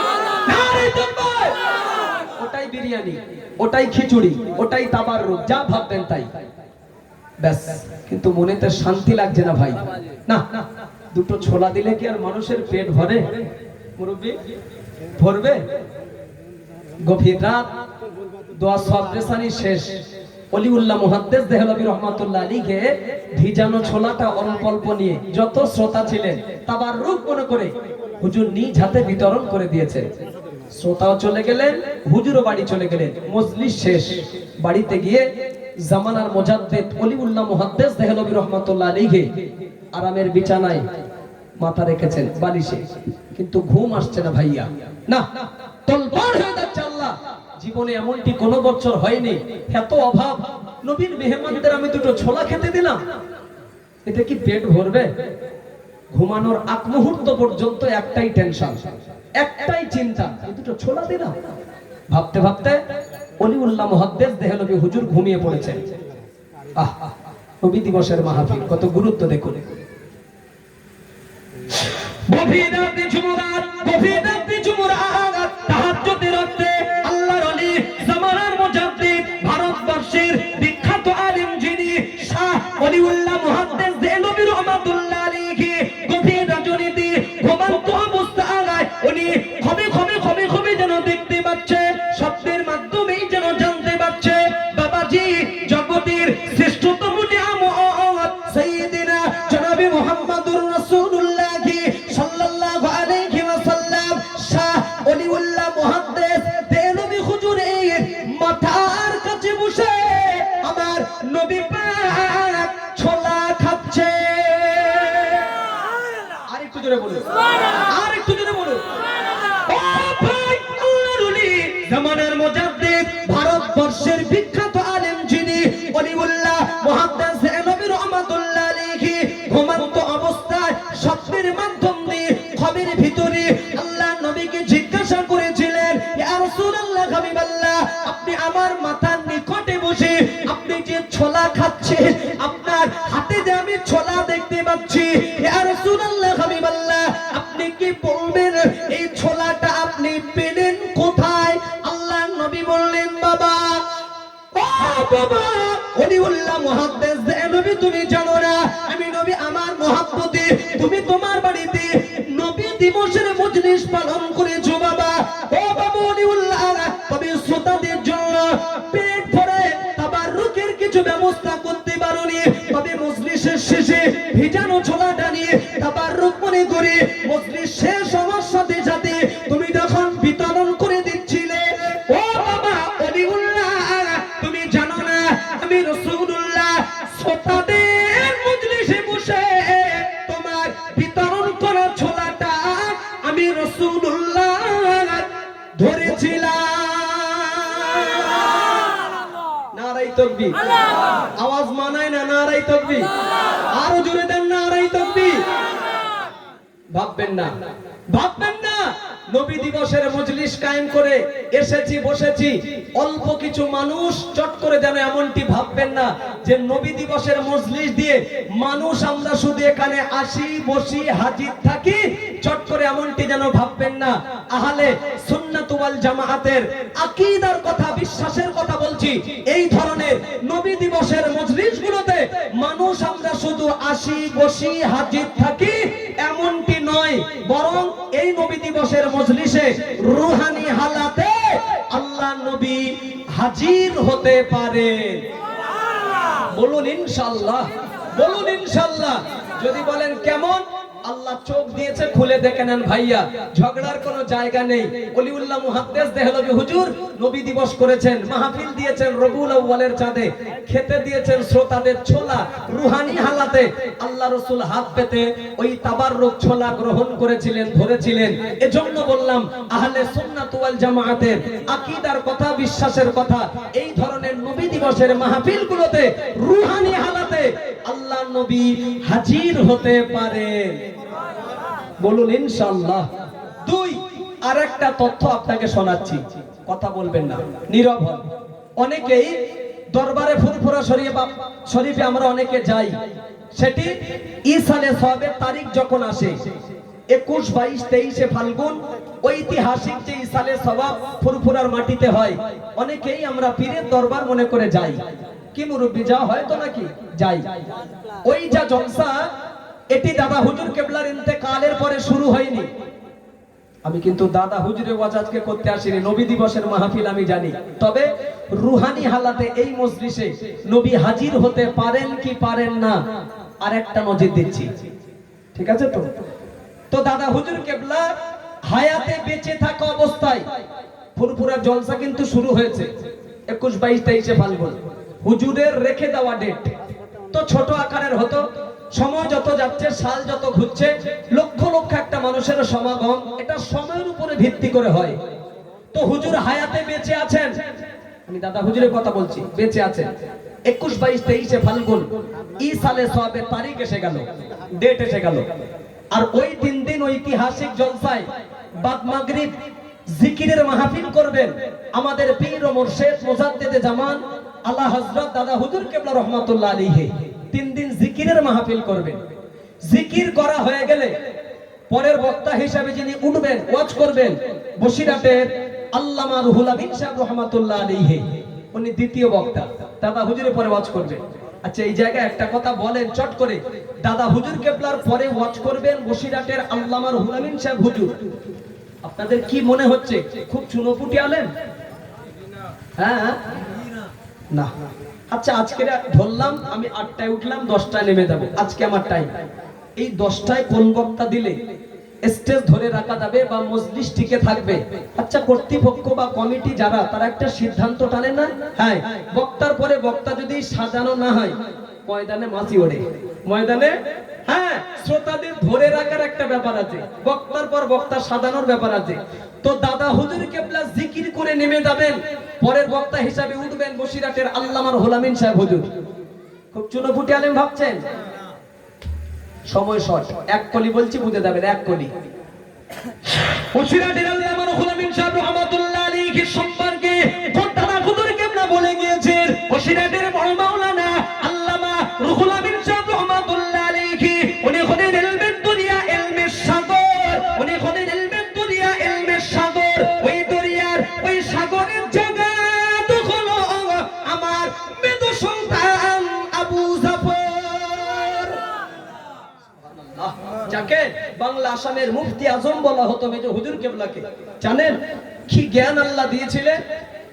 তো দাদা হুজুরের পরে যিনি ওয়াজ করবেন, তার সম্পর্কে খোদ দাদা হুজুর বলেছেন ইলমের দরিয়া, ইলমের সাগর। ওয়াজ করবেন দাদা হুজুরের পরে। তো হুজুরের জিকির শেষ, শর্টে বলছি আমি, হুজুরের জিকির শেষ, উঠে পড়েছেন পরের বক্তা হিসাবে বসিরহাটের আল্লামা রুহুল আমিন সাহেব রহমাতুল্লাহ আলাইহি, ইলমের দরিয়া যিনি। কোথায় জানেন? ফুরফুরা শরীফের টিনের 8 চালার ভিতরে। চেনেন তো মুরব্বি? জানে মাটির মসজিদের সামনে, হ্যাঁ দাদা হুজুর কেবলার মাজার ছেড়ে এসে বাম দিকে পড়ে মেজো হুজুর কেবলার দরবারের সামনে বড় টিনের আটচালা। এখনো ওই টিনের আটচালার ভিতরে 5 হুজুরের গাড়ি পাবেন, 5 হুজুরের গাড়ি, সব ওল্ড মডেলের, স্টারিং গুলো সব বাম দিকে আছে। দেখবেন 4টে খাম্বার মেম্বার করা আছে ওই আটচালার ভিতরে। ওটাই ফুরফুরা শরীফের একটা ঐতিহ্যপূর্ণ জায়গা, খুব বরকতি জায়গা। যদি বলেন কত বরকতি, একটু পরে বুঝে আসবে। ওই জায়গায় দাঁড়িয়ে ওয়াজ শুরু করেছেন দাদা হুজুরের জিকির শেষ হয়ে যাওয়ার পর আল্লামা রুহুল আমিন সাহেব। এই ওয়াজ মনে হয় এই বক্তা, এই শ্রোতার এই ওয়াজ আপনাদের মনে হয়? আল্লাহকে সাক্ষী করে বলি, আমরা ওয়াজ করি, কথা বলি, মানুষের অন্তর তো দূরের কথা, কান পর্যন্ত যায় না, লাগে না। ওয়াজ যখন তানারা করতেন মনে হতো এই ওয়াজ যেন আসমান থেকে ভেসে ভেসে আসছে। কি তাসির, কি তাসির! কান নয়, কলিজায় আঘাত হতো প্রত্যেকটি কথা। এটা আমলের ব্যাপার, আর আমল হলেই তাসির এসে যাবে। আর ওই ওয়াজ শুনছেন দাদা হুজুর কেবলার অসংখ্য মুরিদ বসে চতুর্দিকে টিনের আটচালা গোল করে ওয়াজ শুনছেন। একজন ব্যক্তি ওয়াজ শুনছিলেন মজলিসে বসে, সাধারণ শ্রোতাদের সাথে বসে একজন ওয়াজ শুনছিলেন।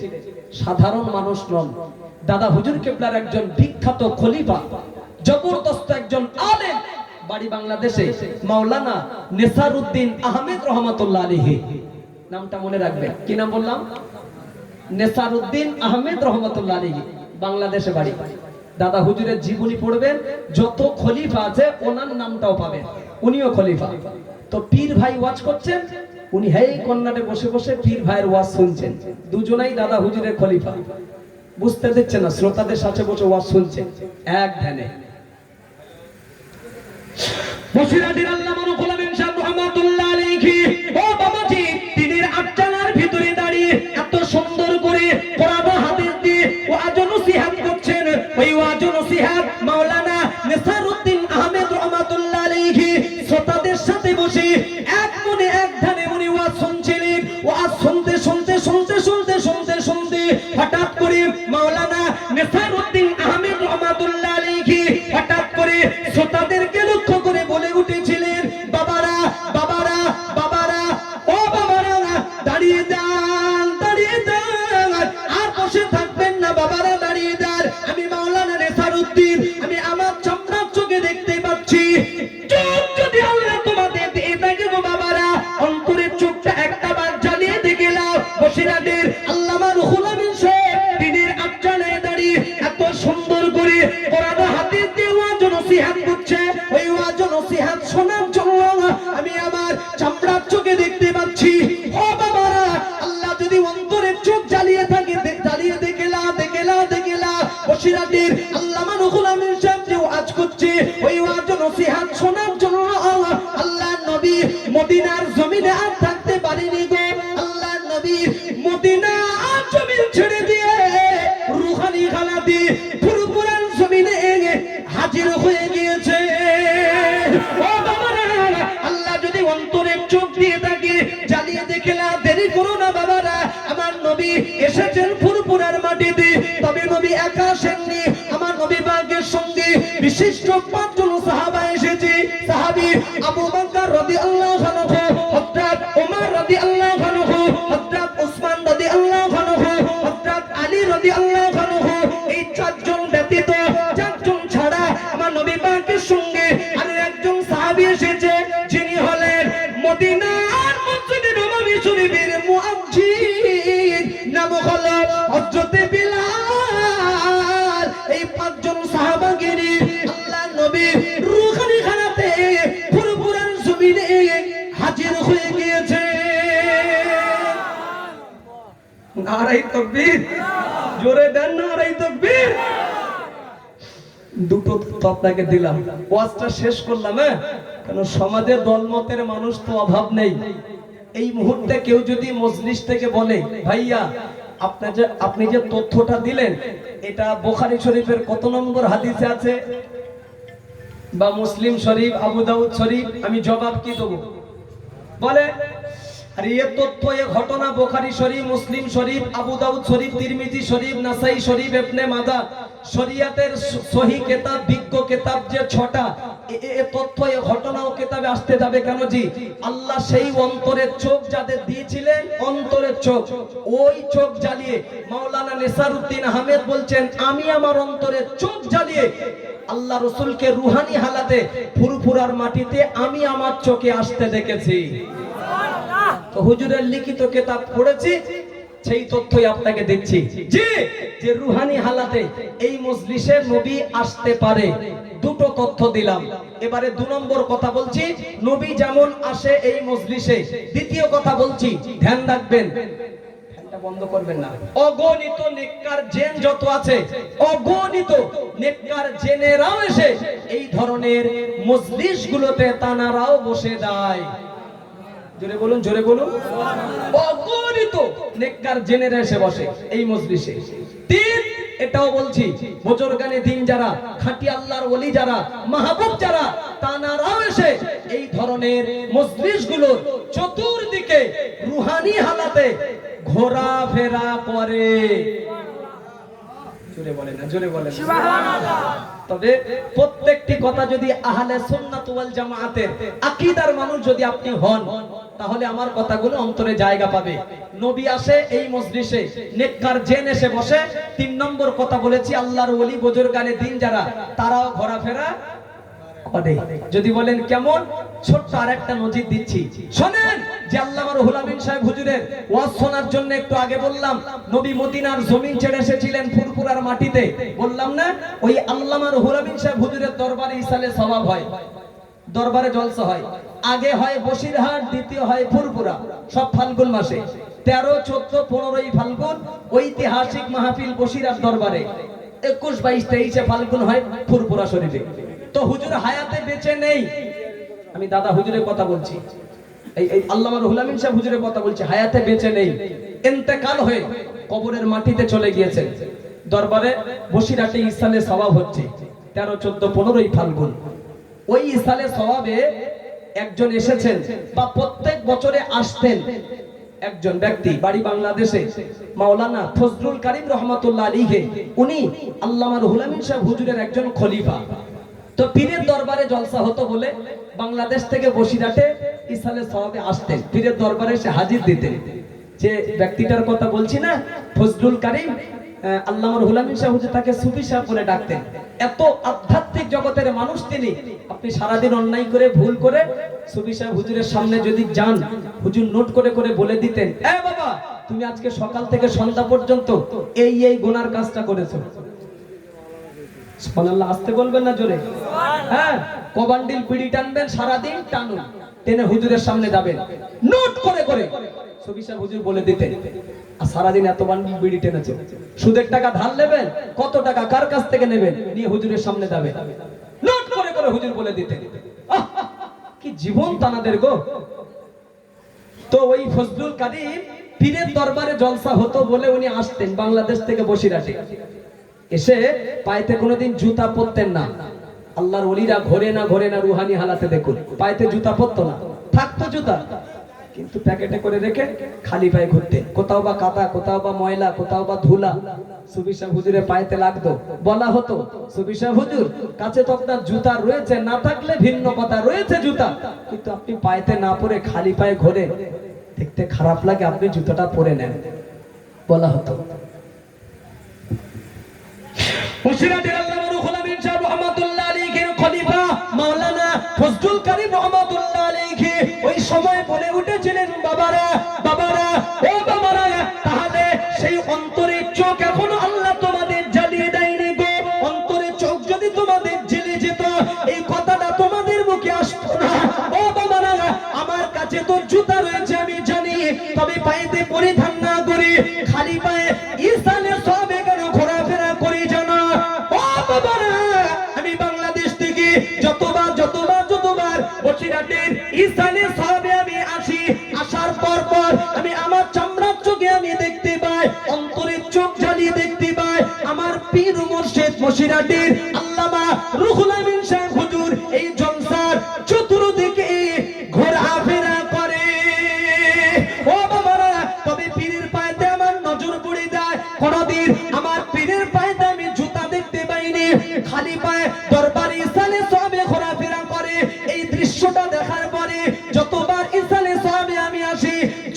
কাছে থাকা সত্ত্বেও পীরের সম্মান দিতে গিয়ে কোনোদিন পায়ে জুতা পরি না। একটা একটা করে পয়েন্ট। নবী আসে এই মজলিসে, জেন এসে বসে, তিন এটাও শুনিয়েছি বুজুর্গানে দিন খাঁটি আল্লাহর ওলি যারা রুহানি হালাতে ঘোরাফেরা করে। যদি বলেন কেন, কেনর জবাবটা এবারে নিয়ে নেন। তাড়াতাড়ি বলছি ভাইয়া, অন্যান্য সময় যে জলসাগুলো আমাদের এলাকায় হয়, ইস্তেহার বা হ্যান্ডবিলের মাধ্যম দিয়ে আপনারা দেখেন যে সারা রাত ব্যাপী মহান ইসালে সওয়াব লেখা থাকে, আর জলসা হয় সারা রাতে। ওই যা বড় বড় জলসাগুলো এলাকায় হয়, জানেন ওই জলসাগুলোকে কেন্দ্র করে শরীয়তের কত যে বরখেলাপি কাজ, গুনার কাজ আমাদের দ্বারাই হয়ে যায়। কোনদিন এটা ভাবি না, হয়তো উপলব্ধিও করি না। যদি বলেন কেন, আরে বড় বড় জলসাগুলো এলাকায় যখন হয়, দেখবেন ওই জলসাগুলোকে কেন্দ্র করে বসে যায় অনেক শরীয়তের হারাম জাতীয় দোকান, যে কোনো শরীয়তে নিষেধ বলা হয়েছে, হারাম বলা হয়েছে।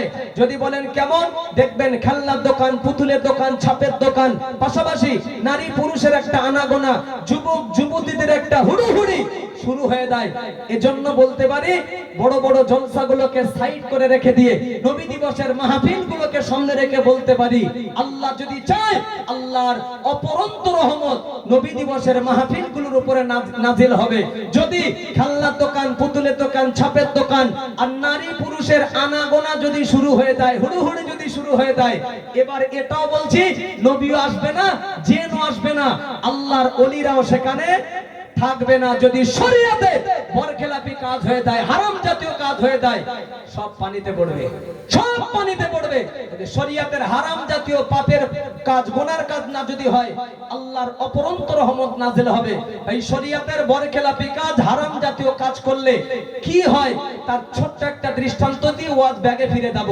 যে আল্লামা রুহুল আমিন সাহেব হুজুরের কথা বলছিলাম, ওই আল্লামা রুহুল আমিন সাহেব হুজুর মাঝে মধ্যে আমাদের হাড়োয়ায় একটা মাজার আছে, হাড়োয়ায় গোরাচাঁদ পীর আব্বাস আলী রহমাতুল্লাহ আলাইহি হাড়োয়া টাউনে যিনি শুয়ে আছেন, তো বসিরহাট থেকে হাড়োয়ার মাজারে মাঝে মধ্যে আসতেন জিয়ারত করতে আল্লামা রুহুল আমিন সাহেব হুজুর।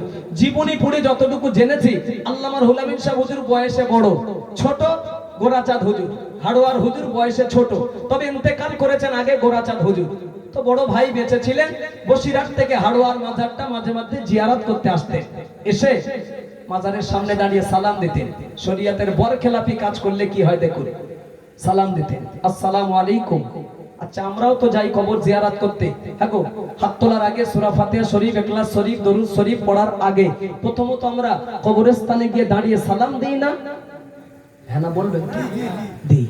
আচ্ছা, আজই পর্যন্ত কবরের সামনে গিয়ে যে আপনি যে সালাম দিয়েছেন, ওই কবরের ভিতর থেকে সালামের জবাব কানে শুনতে পেয়েছেন? ও ভাই, পাওনি? আমারই অল্প বয়সে আপাতত যে কটা কবরের সামনে গিয়ে সালাম দিয়েছি, আমি অন্তত আওয়াজ পাইনি, উত্তর পাইনি। আপনারা পেয়েছেন? পাননি।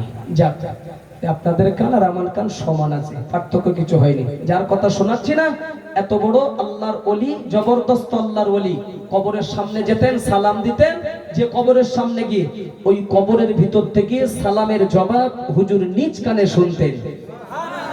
আর একটু জোরে বলুন। হ্যাঁ, যে কবরের সামনে গিয়ে সালাম দিয়েছেন, হুজুর উত্তর দিয়েছেন। তো আল্লামা রুহুল আমিন সাহেব হুজুর সালাম দিলেন, আসসালামু আলাইকুম। হাড়োয়ার গোরাচাঁদ হুজুরের মাজারে গিয়ে কোনো জবাব নেই। আমাদেরকে ধ্যান রাখবেন, কিন্তু কোনো উত্তর নেই। দ্বিতীয়বার সালাম দিলেন, আসসালামু আলাইকুম, কোনো জবাব নেই। রেগে গেল, বড় ভাই তো দিলাম তো দুবার, আবার কতবার? রেগে গিয়ে মেজাজের সাথে আওয়াজটা জোর করে তৃতীয়বার সালাম দিলেন, আসসালামু আলাইকুম। এটা মেজাজ, রাগান্বিত হয়ে মানিয়ে দেয়, বড় ভাই তো। আচ্ছা, ছোট ভাই যদি এই কাজ করে মানাবে কি? আদবের খেলাফ হবে। বড় ভাই মানিয়ে দেয়, ও যত জোরে দেয় তাকে সমস্যা কি আছে? বড় ভাই। গোরাচাঁদ হুজুরের মাজার থেকে জবাব আসছে তৃতীয়বার সালাম দেওয়ার পরে, ওয়ালাইকুম আসসালাম। প্রথমবারে আসেনি, দ্বিতীয়বারে আসেনি, তৃতীয়বারের মাথায় সালামের জবাব এসছে। শরীয়তের বরখেলাপি কাজ করলে কিচ্ছু থাকবে না। হাড়োয়ার পীর গোরাচাঁদ পীর আব্বাস আলী রহমাতুল্লাহ আলাইহি বসিরহাটের আল্লামা রুহুল আমিন সাহেব হুজুরকে লক্ষ্য করে বললেন, ও বড় ভাই, বেয়াদবি বিল্লাহ, ক্ষমা করুন, যদি কষ্ট পান মাফ করুন। ও বড় ভাই, আপনি যখন আমার মাজারের সামনে এসে আপনি যখন দাঁড়িয়ে প্রথমবার আমাকে সালাম দিয়েছেন, ও বড় ভাই, আমি পীর আব্বাস আলী, আমি তখন আমার হাড়োয়ার মাজারে আমি ছিলাম না গো।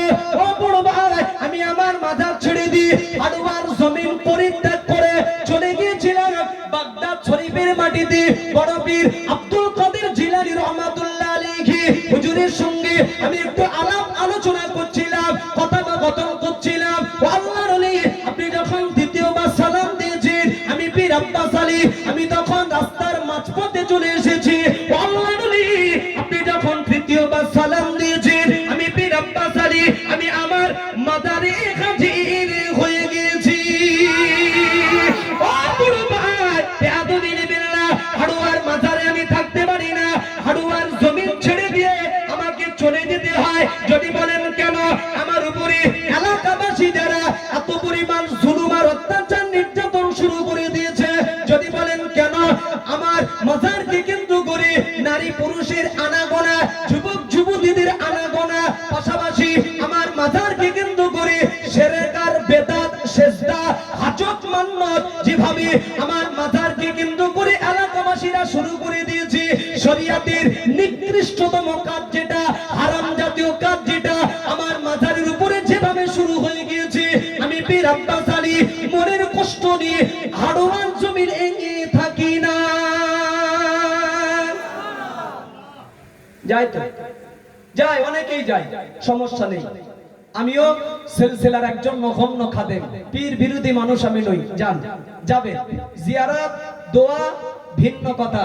যদি শরীয়তের কোন হারাম জাতীয় কাজের নিয়াতে যদি আপনি যান, ফুল ছড়াবেন, হাজত মান্নত করবেন, সেজদা দেবেন, শরীয়তে হারাম জাতীয় কাজের নিয়াত করে যদি আপনি যান, আমি ছোট্ট মানুষ রক্ত দিয়ে লিখে যাচ্ছি, শোনেন, গোরাচাঁদ হুজুর হাড়োয়ার পীর সাহেব মাজারে নেই।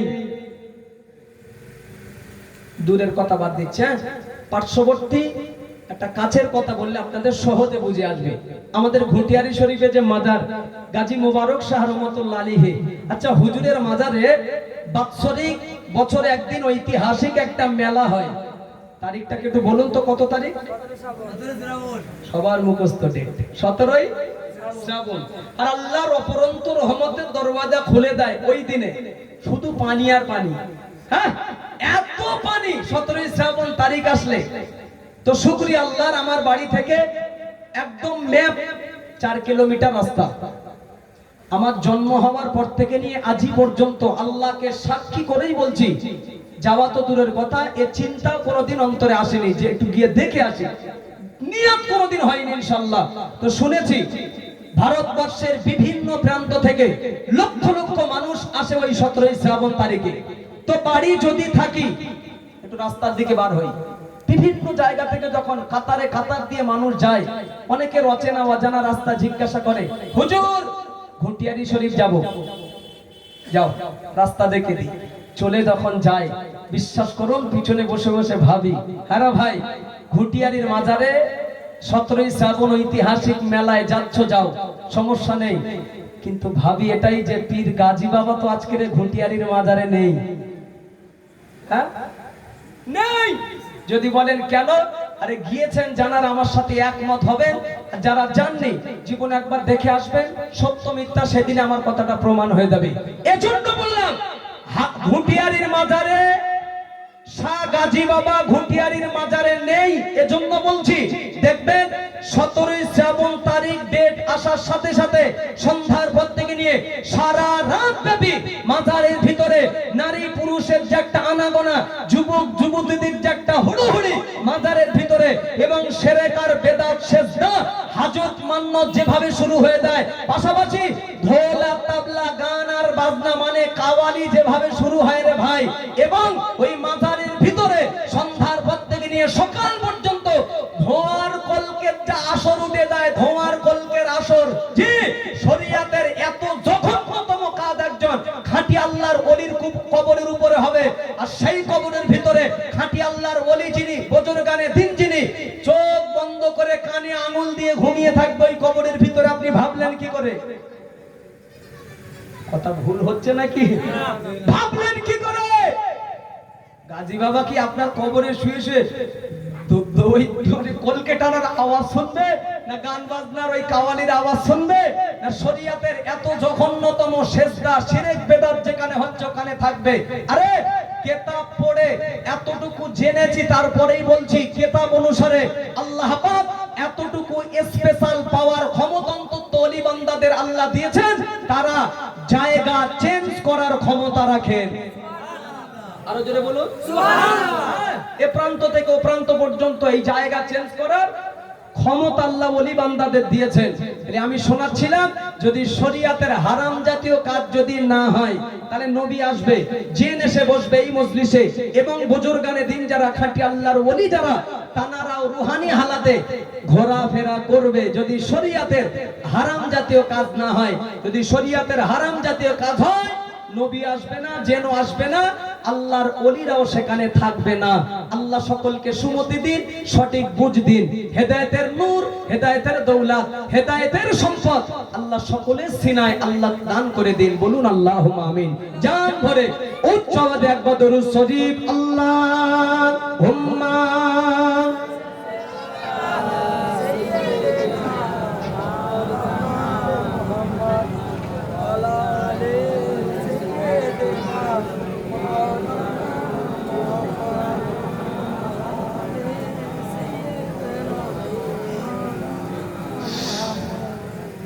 আপনাদের কষ্ট হয় না তো?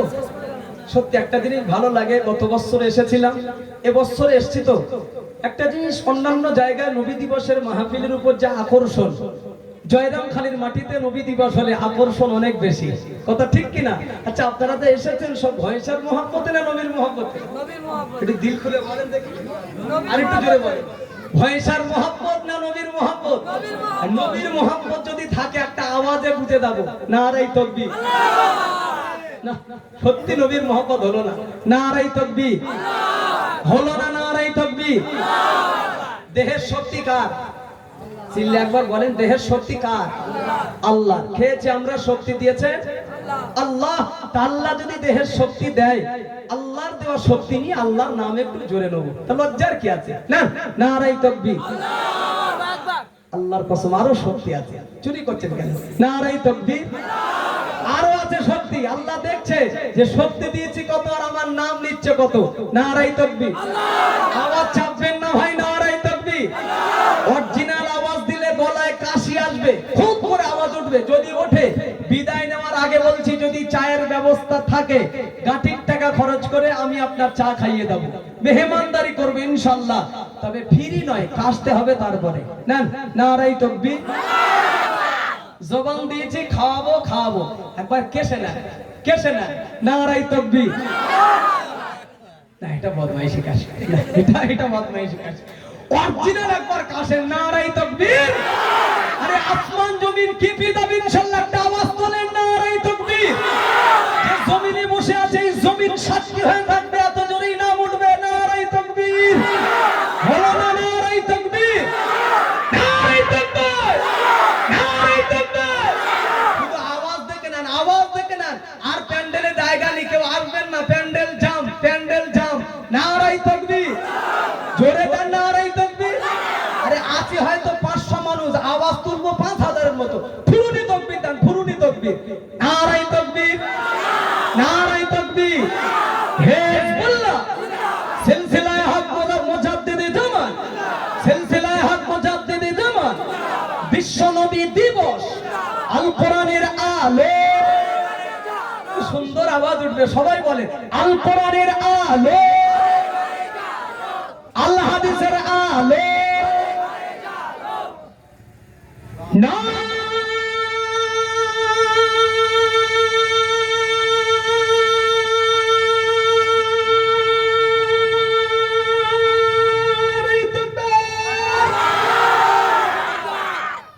আল্লাহ কবুল করুন, বলুন আমিন। চায়ের টাকা বার করতে পারেননি আপনারা, না না, সে ক্ষমতা নিয়ে আপনাদের। আল্লাহ কবুল করুন। অন্তর ভরে গেছে। সত্যি কি আওয়াজ দিয়েছেন আপনারা, আল্লাহর কাছে আশাবাদী, কষ্ট করে যারা আল্লাহর নাম নিয়েছেন, আল্লাহর নাম জুড়ে নেওয়ার খাতিরে, কঠিন কঠিন রোগ যার দেহেতে দিয়েছে, আল্লাহর নাম নেওয়ার খাতিরে আল্লাহ সকলকে কঠিন কঠিন রোগ থেকে শেফা মুক্তি নসিব করে দিন। বলুন আল্লাহুম্মা আমিন, বলুন আল্লাহুম্মা আমিন। আমরা কেউ কষ্ট পাননি তো, শয়তান তাড়িয়েছি, চাঙ্গা হয়েছি, আবার কিছুক্ষণ চলবে। জান ভরে আরেকবার দরুদ পড়েন, আল্লাহুম্মা সাল্লি আলা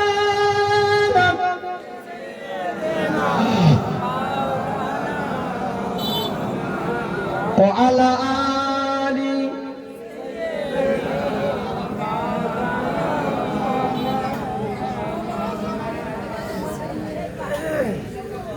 ও মদিনার মাটি রে,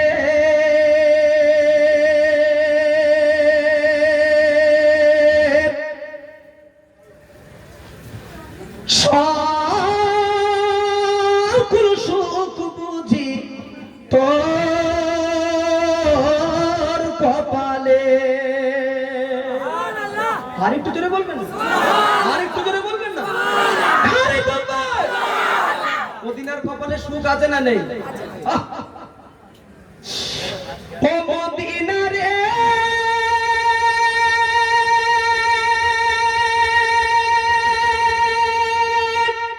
তোর বুকে আমার নবী, যার লাগে পাগল সবই, যার তরে হইল সৃষ্টি ত্রিভুবন।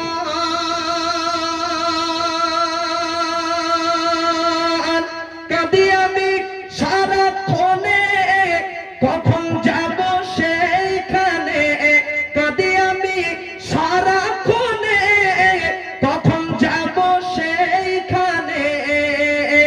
সগিনা সগিনা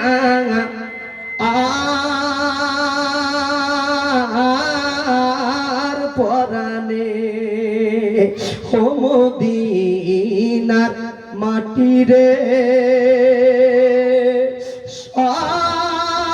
সকল সুখ বুঝি তোর কপালে। ও মদিনার মাটি রে, সকল সুখ বুঝি তোর কপালে। আল্লাহুম্মা সাল্লি আলা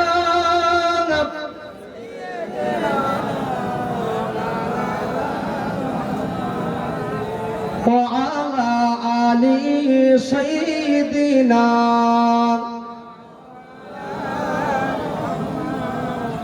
আল্লাহ কবুল করুন, বলুন আমিন, বলুন আমিন। আর জায়গা নেই পিছনে, ইশারা করছেন, বলে হুজুরা জায়গা নেই, রাস্তা এবার জাম হয়ে যাবে। এক কাজ করেন, হুজুর আসবে একদম সময় অলরেডি হয়ে গেছে, পুরো 10টা কাটায় কাটায়। আমি বলেছিলাম 10 মিনিট আগে আনতে, সে তাও আনিনি। এবার আর থাকবো না, 1 মিনিট আর থাকবো না, কারণ দ্বিতীয় জলসা টাইম 10:30টায়। এখান থেকে দেখাচ্ছে লোকেশনে 55 মিনিট, যেতে হবে 30 মিনিট। মানে এবার বোঝেন, আমি তো ফেরেশতা না, আমি মানুষ। আলহামদুলিল্লাহ, বাংলার ন্যাশনাল বক্তা প্রখ্যাত ওয়াইজিন আপনাদের খেদমতে উপস্থিত। আলহামদুলিল্লাহ বলে।